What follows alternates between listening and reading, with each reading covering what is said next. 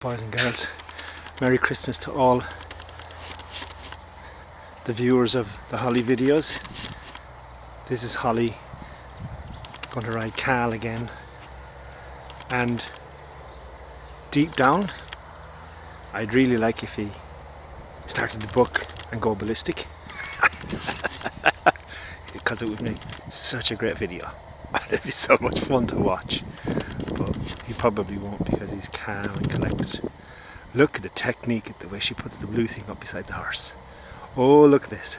Look at the way she puts her foot into the stirrup. Come on, Khal, go mad. No. See the serious concentration on her face.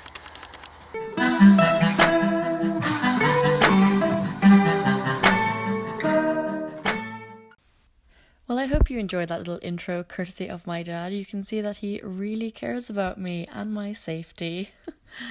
So here I am with Khal today. I've been doing this exercise with him for the last 3 days and he's gotten really good at it, which I'm kind of annoyed about. I meant to get a video of the first day I did it, but I had no one to film for me, so you're just going to have to, imagine him like spooking at it and stuff.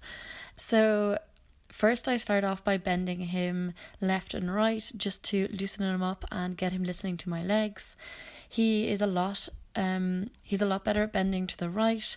Just a lot of horses have a natural tendency to bend one way better than the other. So when I'm bending right, I have to keep more outside leg on so he isn't like falling out.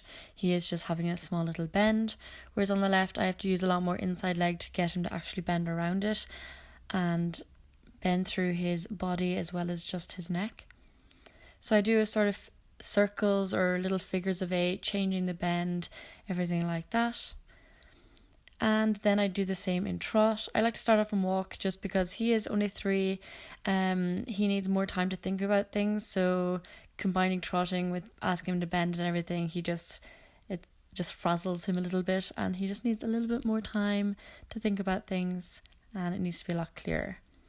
But you can see that he is starting to get longer in his neck and stretch out instead of being up and his head curled in, because he used to do that quite a bit when he was first ridden.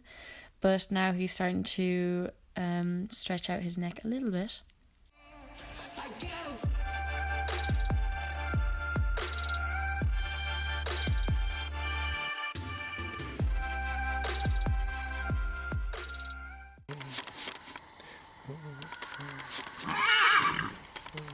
And when he gets distracted by horses neighing and that, especially with young horses, just keep working through it, completely ignore it. Just keep asking what you were asking for until he puts his concentration back on you, and don't make a big deal out of it like he is only a baby. You can understand that when his herd mates call to him, he's going to be like, oh, what are they doing?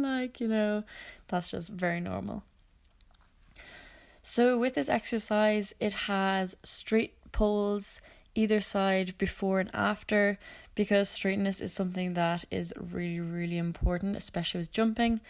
And then the trot poles. When I first rode him over this, I had to do it in walk first. He was very, very spooky, didn't want to go over it, didn't want to touch his feet off it, but you can see now he's just very chill. He didn't even look at it at all.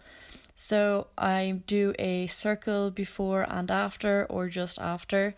This is to keep him really supple and soft in the mouth. So I want this all to pass on to when he is jumping, so that when he's coming to the jump and after the jump, he knows that he needs to stay nice and soft and in the same rhythm, no speeding up or getting excited or anything like that.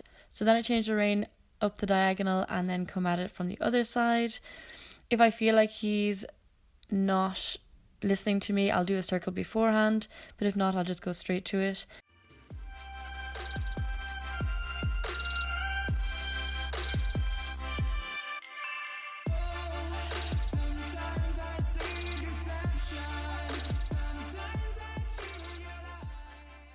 You can see there that he didn't really get the right stride to it, but that's perfectly fine. I don't want to fix him or tell him exactly where to put his feet. He needs to work out these things for himself. If you do everything for them, they'll never learn. So then I just do a nice little circle to get him nice and soft. I'm bending around my leg.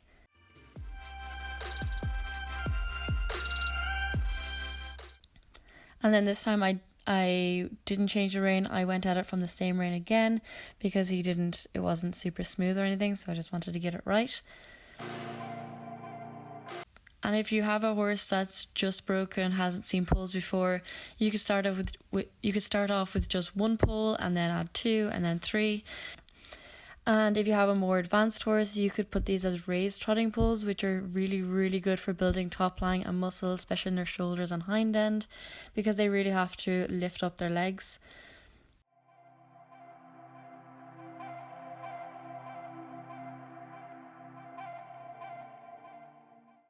And I also gave him a little canter. This is my first time asking him to canter properly, and he was actually pretty good.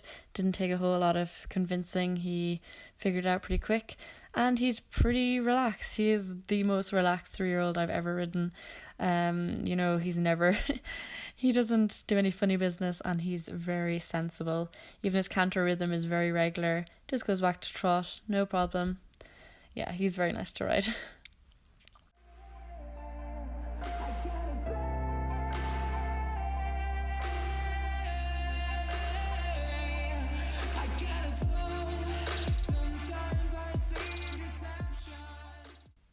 And then I do the same on the other rein, and as I was saying before, he is better to bend on the right rein, but this also means he is less straight. So when they bend more to the right, their left shoulder often comes out, so it's not in line with their body. This leads to him starting off cantering on the wrong lead, so that's fine. I just had to straighten him up and then ask again, and he got it that time, which was great. And I asked for a little bit more canter, a little bit more power, because he is very relaxed in his brain. He likes things to be very slow and chilled, but we like a little bit of power, especially for when we're going to be jumping these big jumps. So that's it for this video. I hope you enjoyed it, and you might try these with your younger horses or even your older horses. Thanks so much for watching. I'll see you next time. Bye!